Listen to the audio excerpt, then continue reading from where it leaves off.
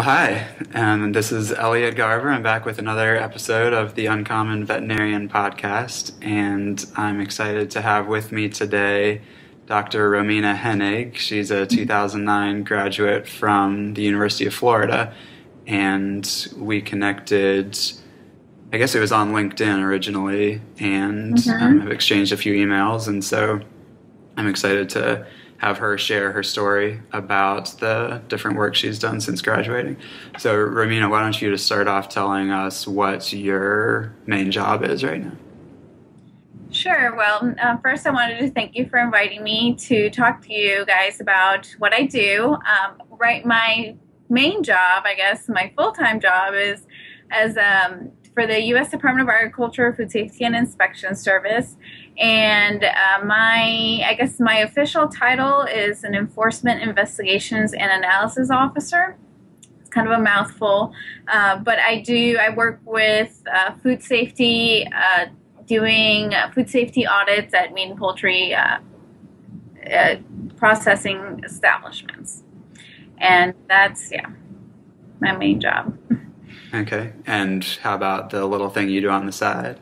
Oh, my little side project. I'm in the U.S. Army Reserves, and so that's what I would call my part-time job. And it's I'm a veterinary officer, and I am part of a veterinary detachment unit that is all reservists, and we have veterinarians, and we have veterinary technicians and food technicians that are part of our unit, and we drill out of New Jersey, Fort Dix, New Jersey. Okay. And where do you live now? Sorry. Oh, I live in Washington, D.C., so there's not that many veterinary units in the reserves, so many of us travel to our units. My unit is 3 hours away. Our commander, it lives 9 hours away. So it's, but, we all love doing it, and we get a lot from going there, and we go once a month, 1 week in a month we spend over there, and then a few other weeks a year. So, I can definitely elaborate on that since I'll be going on my 2 weeks of training starting tomorrow. So. Sounds good. Okay, well, let's kind of go back in time a little bit, and maybe you could tell us when you first began to think that you might want to pursue a non-traditional career track as a veterinarian. Okay, well, I guess I should start with when I was an undergraduate. I didn't decide to go to veterinary school until about 2 years into undergrad. I thought I was going to go to medical school, and I realized really my decision was that to go to veterinary school is because I wanted to do something that would help both animals and humans. And I didn't realize at the time that was basically the description of a public health veterinarian.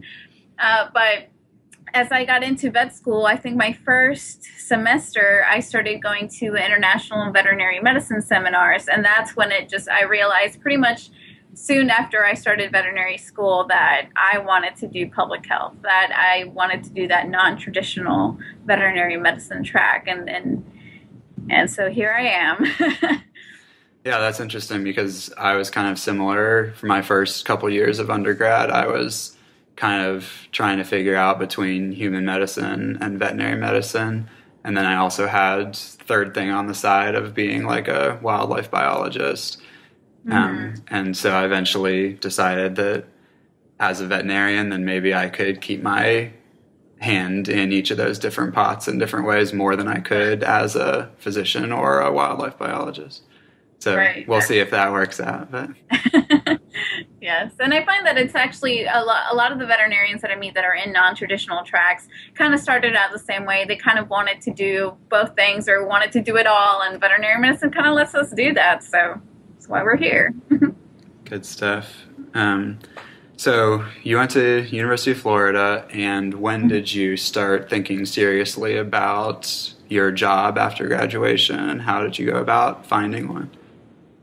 Well, as soon as I realized that I wanted to go into public health, my focus was always on getting as much experience as possible. I knew I was getting the veterinary medicine background in school, so I needed to, on my own, figure out how to get the other experience. And so as soon as I could, we do a research project in Florida. So I went out and looked for professors whose focus was public health or epidemiology or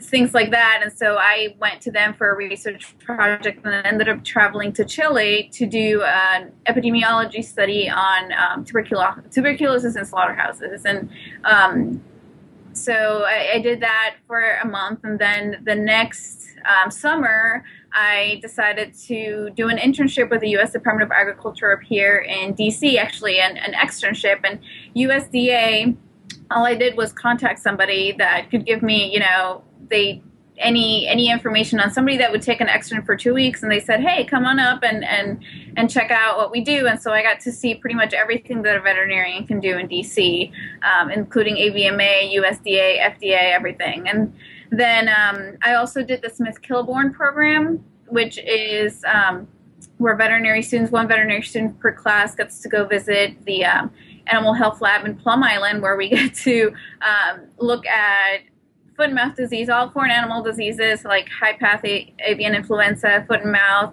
African horse sickness. We see it face-to-face or right there in front of us, and we get to do necropsies and things like that. So it was really, I just knew from the beginning I needed to go out and seek out these opportunities on my own. And so I did internships at the Centers for Epidemiology and Animal Health, and some of these internships are announced through the USDA, through the USA Jobs website, and that's how, and some of these are paid, and you get paid as an intern, and it's a great opportunity, and that's how I kind of started doing all of that. Yeah, that's an awesome thing to be able to find paid opportunities while you're still a student that are also going to be useful for your job search. Definitely. And so did you also go right into the reserves right when you graduated? That's a funny story. And it ties into how I ended up with FSIS too. So I know I made a ton of contacts while I was doing all those externships. And one of them, I met somebody, another fellow student who was going into active duty military. And so I decided I wanted to do that too. I wanted to go active duty, and I applied, but I applied right when they stopped commissioning veterinarians for a period of a few months into active duty. So I explored small animal medicine for a little while, but still thinking about the Army and public health, and it ended up as FSIS. A friend of mine actually contacted somebody in FSIS and said, you should call this person because she would be great to join your team. And so the district office called me and offered me a position in FSIS. And so I decided to take that position. I contacted everybody I could think of that I had met during those internships, and I asked them, should I do this? Should I not? And they're like, well, it's a good idea. You get your foot in the door into the government if you join FSIS. And I was like, all right, I'll do it. And then I still wanted to have that military component. I like the mission of the Veterinary Corps, so I decided to join the reserves along with my job with FSIS. That's why I ended up with both. And so when you got the job with FSIS, had you applied through the USA Jobs site previously? No, or? I was one of the I'm the only person I've ever heard that this has happened to, that they called me first. But so I didn't have to apply to get the job. I applied kind of as to make it official, but I had already been offered the position, and so I didn't have to apply. But there's applications for FSIS out all the time, and some of the locations are remote, some of them aren't. I happened to end up in South Carolina in a large plant that I actually really enjoyed. I had a wonderful schedule, and so I was lucky to do that. But the position I have now, which is different than the typical veterinary track, is I did apply for that. So what was the wonderful schedule, and what were you actually doing at the big plant in South Carolina? So my official title was supervisory public health veterinarian, and I was basically in charge of overseeing the inspection program for a very large poultry slaughter and processing establishment. And I had a team of about nine inspectors that I supervised, and I loved it because I had a great inspection team, but my schedule, which sounds like it would be awful, but it's not, was from 4:30 in the morning to 1 p.m. So it sounds like it would be terrible, but think about it. You get off. I got off at 1 p.m. and that allowed me to do a lot of things. And that's one of the things about working for FSIS is that if you're interested in pursuing other things like a master's in public health, or if you want to continue getting your skills in clinical practice, you can, after 1 p.m. I was free to go. So if I wanted to, I could work in a clinic part-time and work on my MPH. And so those are some of the perks of working for FSIS, I think. And what did your actual day-to-day activities during that job look like? I worked in a poultry plant, so part of my job was to go out and make sure that the birds, when they were still alive, that they were healthy, that they were being treated according to standards of the industry. And if anything was not going right, then I would talk to management and I would take steps to correct it.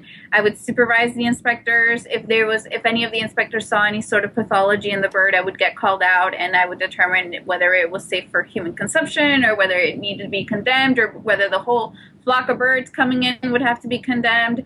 And then I was also in charge of doing looking at the pathology and checking out the humane handling in a very small red meat plant that was close by. Okay. So I think when most veterinarians think of FSIS, then they think you're a meat inspector. And so they picture standing out on the slaughter line for 10, 12 hours a day or whatever, looking at dead animals. So I know that's part of it, but it sounds like that wasn't the majority of what you were actually doing. Right, it wasn't. And there is a lot of supervision, and you do sometimes have to be on the line because if there's an inspector that's not there, you have to kind of take over that job. But it's not all we do. We're not really inspectors, we're veterinary officers, and we do a lot more than just inspect the meat. Okay. Yeah. And that's what people ask me about my Army job, too. It's like, oh, I heard you're a meat inspector or something. And sure, that sounds bad, and it's annoying when people say that, but it's an important task, and in reality, we're doing more of the supervising of people who are trained, particularly in that task. And so we're just kind of making sure that they're meeting the standards and bringing our veterinary expertise into it. Yeah. And anybody will tell you that even if you don't like at all doing the meat inspection, working for FSIS gets your foot in the door for working in the government. And that's why a lot of veterinarians do it.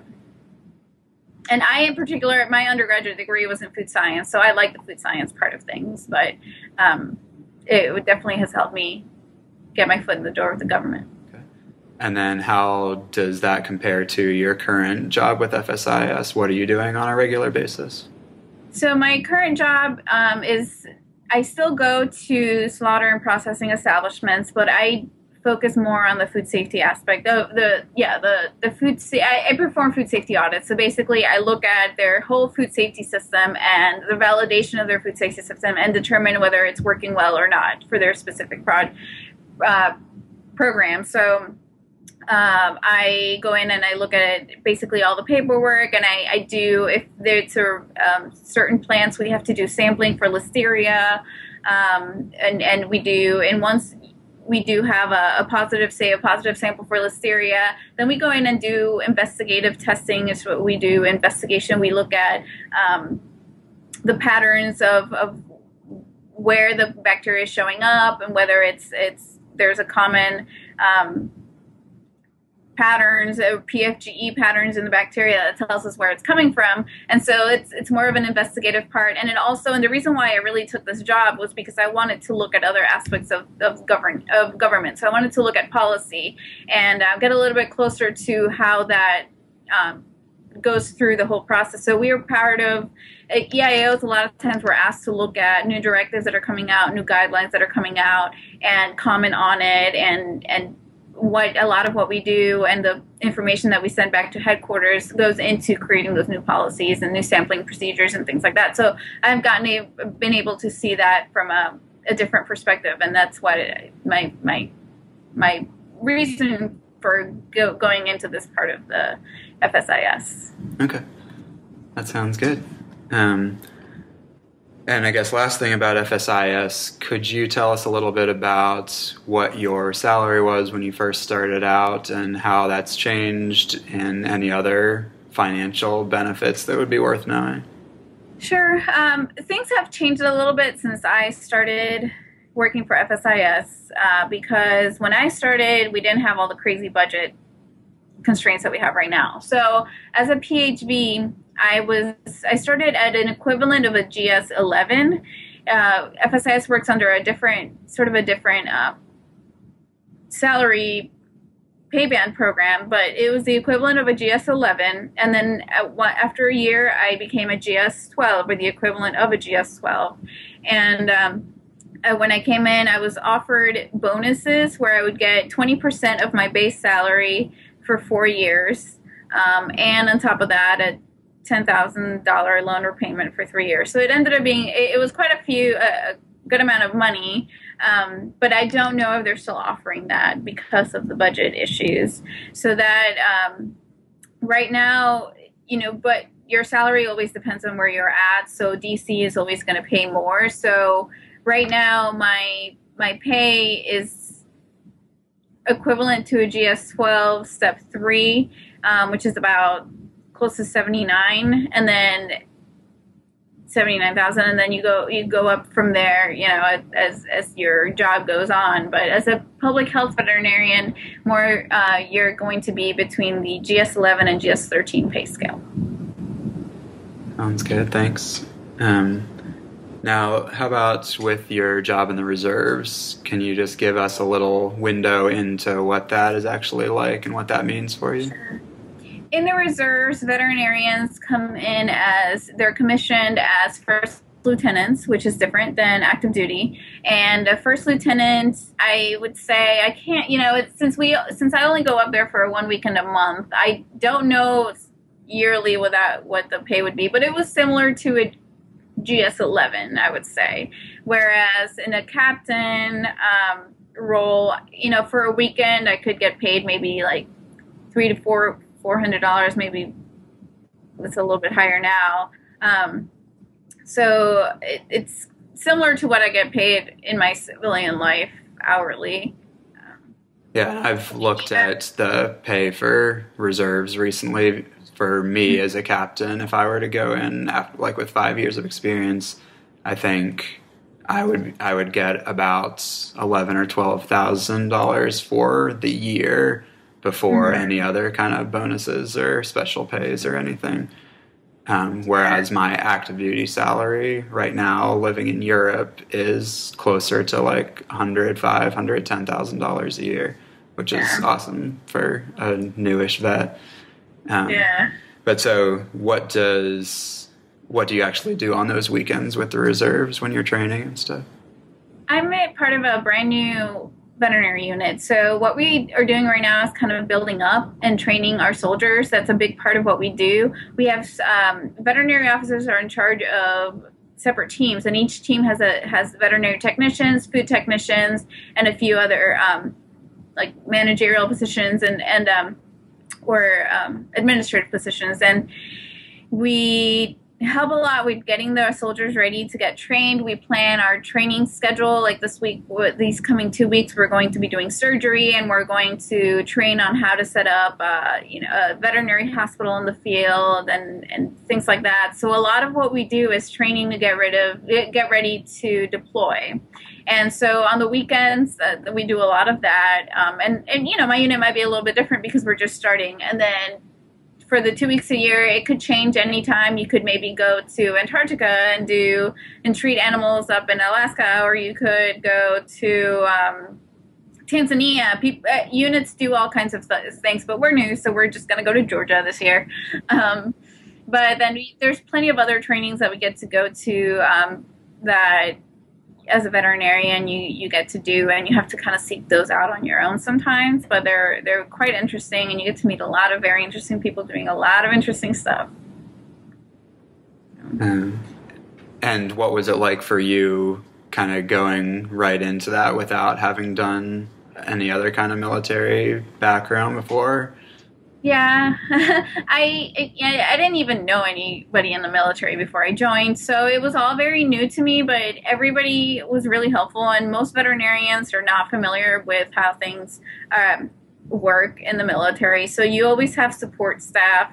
The non-commissioned officers are great help to teach you how things go, and you do go through a 1 month long basic training that's specific for the medical department, and that kind of helps figure things out. But you, as a veterinarian, as an officer in the Army, you kind of have to realize that nobody's holding your hand, so you have to kind of figure things out and ask a lot, and try and find a mentor or somebody that has experience, and they'll let you know what you need to do. I find that, just getting to know people that are willing to help, and pretty much everybody's willing to help, and that's how I kind of have figured it out. Okay. And how about the physical requirements in the reserves? I assume you have to take the same physical fitness test that we do and everything. Yes. In the reserves, you have to take your physical fitness test twice a year, which requires you to run 2 miles within a certain period of time and do sit-ups and push-ups a certain number within 2 minutes, and it's pretty much the same thing as active duty, and you have to maintain your weight within there are standards for your height and your gender, so it's pretty much the same. We're expected to be physically fit and look good and presentable like any active duty, and to keep up our skills and keep up our licenses and all that stuff like active duty soldiers would. And last thing about that, how do your reserve trainings work with your regular full-time job? Well, I'm lucky that I work for the federal government, because they're very understanding, and I don't see the same. Sometimes that's not the case with private practice because it's a small business. It's kind of tough. But for me, I just have to let them know ahead of time. Listen, I need to go for 2 weeks. Here are my orders, and they say that's fine. I have to, on my own, be able to make sure I finish my projects on time before I go, and make sure that everything is delegated to people as needed in order to get my job done before I go to the Army. And on the weekends, there's also the government allows for 15 days of military leave, so you can request for a day of military leave to go on your active duty training, or to go, if sometimes we have 3-day weekends that we have to go up Friday, Saturday, and Sunday, so I can take Friday off. And also the government, another perk is that schedule can be a little bit flexible. So I work my schedule where I work 5 days 1 week, 4 days the other week, and then I have a day off every other week, basically. I just work more hours during the day, and then I can take a day off, and so I can kind of move things around to help me with the military. Okay, that sounds nice. Yeah. Yeah. All right. So getting close to wrapping up here, but maybe just tell us a few of the things that you are really enjoying about the work that you're doing now, and ways that you feel like you're actually using your skills as a veterinarian and your training to contribute in some way. Okay, so I think with food safety, the use of your veterinary skills tend to be more towards your ability to analyze and your understanding of the basic science that comes with food and infectious diseases, zoonotic diseases, medicine, drugs, residues. Those are all important things in food safety that veterinarians have more experience and more knowledge on than some other people might. And so my understanding of microbiology, pharmacology, all those things help me with the food safety aspect. But my favorite part of my job, I would say, is when I get to help the small businesses, the small plants really understand how to, because most of them really want to put out health product that's going to be good for people, that's not going to be a health hazard. And so helping them get to that point where they're producing the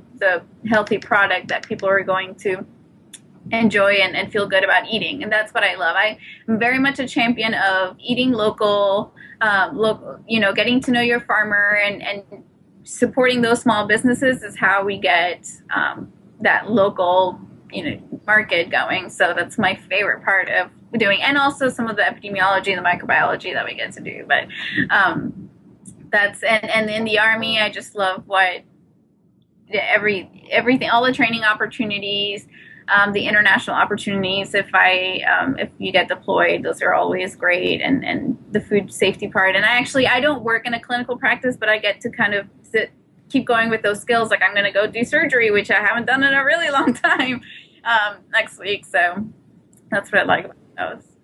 Okay. And how about some of the things that are a little bit more tiresome that you could do without in this kind of work? In my current position, I think the toughest part is all the travel. I have to travel a lot and be on the road during the week quite a bit, and that can get a little bit old after a while. You rack up plenty of points on your hotels, but being away from home can be a little bit tough. And sometimes, being on the slaughter floor is just not that pleasant. You're there. It's a dirty job, but it's rewarding in that you're helping public health, but it's not always the prettiest place to work at. I understand that. So the travel that you're doing, is that mostly relatively local, visiting plants, or you're having to stay over places during the week? I stay over quite a bit. Our district covers New Jersey, West Virginia, North Carolina, Virginia, Delaware, and Maryland. So it's kind of a large district, and I drive everywhere. So if I have to, sometimes I think the furthest that I've ever had to go is 5 hours.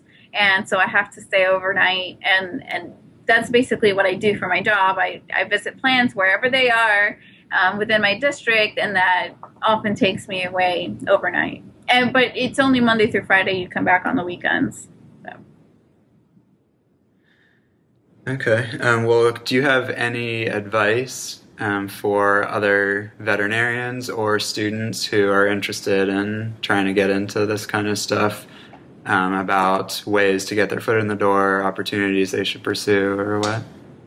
Sure. I kind of talked about some of those things that, getting a mentor in your school that's interested in public health, epidemiology, things like that. They are a great resource for giving you ideas on what you can do with your career, and seeking out opportunities within the government if that's what you're interested in doing. There are summer positions all the time with FSIS and with USDA, and looking on USA Jobs for things like that, for internships, going to anybody, if you make a contact or know somebody, or, I ask some of us that are working in the government for contacts. And if you wanted my 2 weeks of externship, I would, like I said, I just came to DC and met some people. So that people here in USDA are often willing to take somebody on for 2 weeks that just wants to know about what you're doing. So the funding, you might have to find your own funding, and I got some help with that, but through my school. But I think having a mentor and knowing that you have to seek out your opportunities, they're not always going to come to you, is important. What about for a veterinarian who's been in private practice for 5 or 10 years, who's thinking about switching into this? Okay. I've met so many veterinarians that wish they had done FSIS before, so much sooner. And really, USA Jobs is is where you need to go to apply. But there's also plenty of websites, and that filling out a resume for the government is completely different than any other resume. So you should seek out some help specific to how to apply on USA Jobs, and always keep your eye out. Put on USA Jobs, you can have them send you an email every time a new position is open for veterinarians and things like that. And basically, do you think that they could go and spend 2 weeks with USDA vet or something in the same way that a student could? I think so. And I wouldn't put it, I think it would be a good idea possibly to contact the district offices. There's, I think, 10 right now that cover the entire United States, and ask them if there's any opportunities that are available. Because, like I said, they contacted me, so they have the power to kind of, hire people and offer positions. And so ask them if there's the possibility of coming in and for 2 weeks or spending some time with a veterinarian, or if there's any positions opening in your area. That's good. Well, anything else you'd like to share? No, I think people kind of think that FSIS is the last resort, but it's really not as bad as you may think.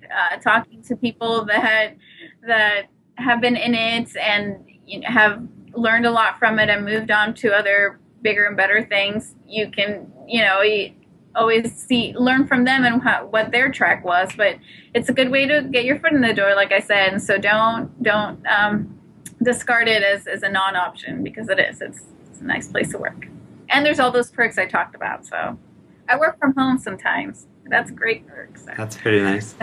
So what are you most looking forward to about the 2 weeks of reserve training coming up? It's being when I do anything with the military, it's like I go into this other life, and I'm looking forward to kind of going back to stepping into that life where I get to play soldier. But really, I am really looking forward to getting that hands-on experience and teaching the soldiers that are, the technicians, for the food technicians and the veterinary technicians. I think I really enjoy that part of things, and so I'm looking forward to that.